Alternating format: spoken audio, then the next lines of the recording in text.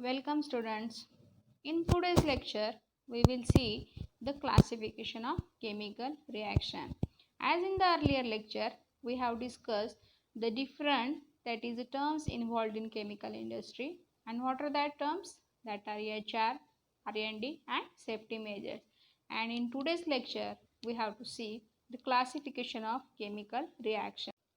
Chemical reactions are mainly classified into two types, that is homogeneous reaction and heterogeneous reaction. In homogeneous reaction there is a only single phase is used, and in the heterogeneous reaction if there are more than one phase then it is called as a heterogeneous reactions. These homogeneous reactions are again classified into that is a catalytic reactions and non-catalytic reaction. Catalytic reactions are takes place in presence of catalyst, and non-catalytic reactions that is carried out without catalyst. In the heterogeneous reactions, these are since it is having more than one phase, and generally there are three phases: solid, liquid and gaseous phase. And if this combination of these two phases that produces the different types of reactions. That is the first type of heterogeneous reaction is gas liquid reaction. That is one of the phase is gas and another phase is liquid, that is called as a gas liquid reaction. Then gas solid reaction and gas liquid solid reaction, and third one is that is liquid solid reaction. Means these are according to the different phases. These homogeneous reactions, that is a reaction is homogeneous if it takes place in only one phase. And what is heterogeneous? If the reaction is heterogeneous if it takes place in more than one phase. These are the different industrial examples of heterogeneous catalysis. In the next chapter, we have to see the manufacturing of different chemicals. In that, we have to see the ammonia synthesis, then nitric acid synthesis, and in that ammonia synthesis, we will see the use of catalyst. In ammonia synthesis, there is a use of ferric oxide, that is the use of catalyst, and there are different conditions, that temperature conditions and pressure conditions. Means these are the different examples that is a use of heterogeneous catalysis. Now we have to see the two main processes for the production of product, that is a batch process and continuous process. In the batch operation, that is this is an example of batch operation. In that, this raw material is fed into one lot and these products are taken after some time. This picture indicates that in the first, that is raw materials are heated, there is one person. Then in the second step again there is a different person who is performing, that is the initial shaping and cutting of article. In the third step, that is a grinding machine that smooth the edges of different articles. And the fourth step, it is a basic machining and processing, that is actual process that has to carry out. Then the next is, that is again the next process is that machine accuracy that shapes the different parts. In the next, again these products are assembled in a machine and these are created by the worker. The seventh step, it is a product checking, that is a quality checking QC, and the last is production on packaging department. These are the different steps in the batch process. And what is in this continuous process? This is one of the example of continuous process, that is a formation of cement, that is a cement industry, in which this operation is carried out continuously, that is with the help of automated instrument. There is a formation of cement and this process is continuously carried out, means it doesn't depends upon the temperature, pressure, that is rate of reaction remains constant. Means these are the two different types of main operations which are carried out in chemical industry. And we have to see the different differentiating characters between batch and continuous operation. What will be the first differentiating character? In the batch operation, this calculated raw material is fed in one lot. Means that calculated raw material is taken in one lot, and these products are removed after some time. But in continuous process, these raw materials are continuously fed into the instrument or equipment, and these products are removed continuously. Means this is an automated instrument. Then the second character is that is charging and discharging operations require more manual labor. Means since these workers are doing this batch operation, means charging and discharging, that is carrying out reaction and again that closing, it requires more manual labor. But in the continuous operation, since it is automated instrument, there is a use of less manual labor. Then, next in the batch operation, the temperature, pressure and concentration may not remain constant in all batches. But in the continuous operation, the temperature, pressure, concentration remains constant throughout the operation, because this depends upon the that is instrument, and hence this pressure concentration can remains constant. Next in the batch operation, the rate of reaction may not remain constant during the reaction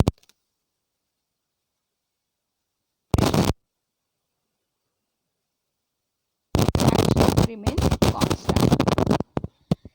In the batch operation, it requires more energy due to alternate heating and cooling. Since these are that is starting then closing, and hence it requires the more energy due to heating and cooling. But in continuous operation, since instruments are used, this requires less energy, as waste heat is immediately used for preheating the raw materials. In the batch operation, the less product per man hour is obtained, but in continuous, the more product per man hour is obtained.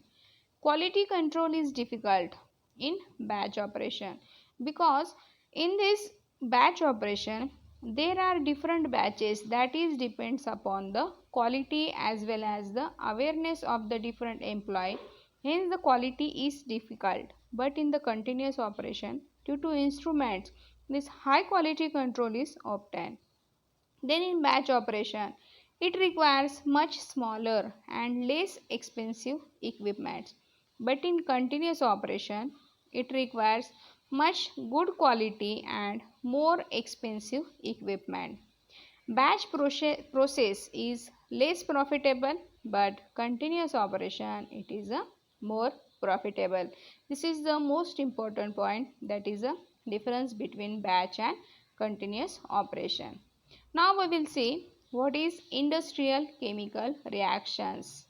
These industrial chemical reactions, these are the chemical conversion which is applied for industrial processing. Examples are alkylation, carboxylation, condensation, nitration, oxidation, reduction. Means the different chemical reactions which are carried out for industrial purpose, that is for industrial processing. These are called as a industrial chemical reactions. Next we have to see the economics of chemical industry. Means whenever we have to build up any small plant or any big chemical industry, we have to that is think about the economy. And the main object of any industry is to deliver best product with most efficient service.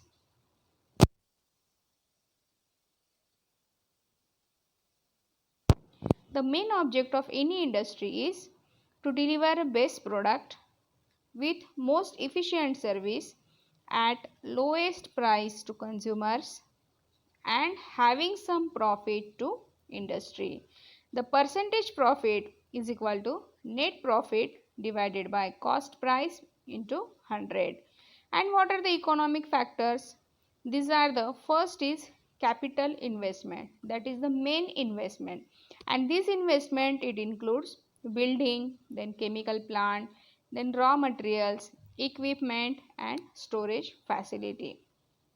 The second equipment, that is the second economic factor, is working capital.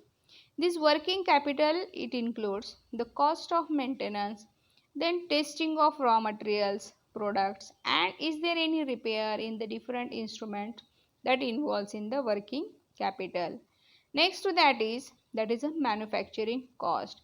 That is it is a actual cost, that is a price of raw materials, then labor, transport, electricity, fuel, water, supervising staff.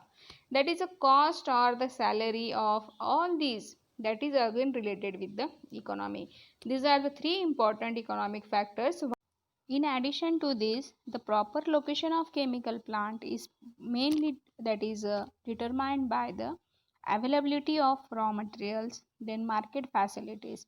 In availability of raw materials, that raw material required must be close to the plant site. That is, if the raw material is present to nearby industry, then it can reduce the cost of transport. That is, example, many petrochemical industries are situated in the vicinity of Bombay refinery. That is, iron and steel plants are located near mines in Bihar. These are the certain example. Since we know that the end product of one industry can be the raw material for another industry, and hence these industries are forming a cluster at one place in order to reduce the cost of production. That is also one of the important economic factor. Means if these industries are situated in nearby places, that can reduce the different cost like raw material as well as the transport. And the other factors like water supply, electricity, fuel, and availability of skilled labor, it is also having these different economic factors. Now by watching this video, you can easily, that is know that what will be the different operations or types of chemical reactions that are takes place in chemical industry. Now assignment for you is that write the differentiating characters between the batch and continuous operation. Thank you all of you.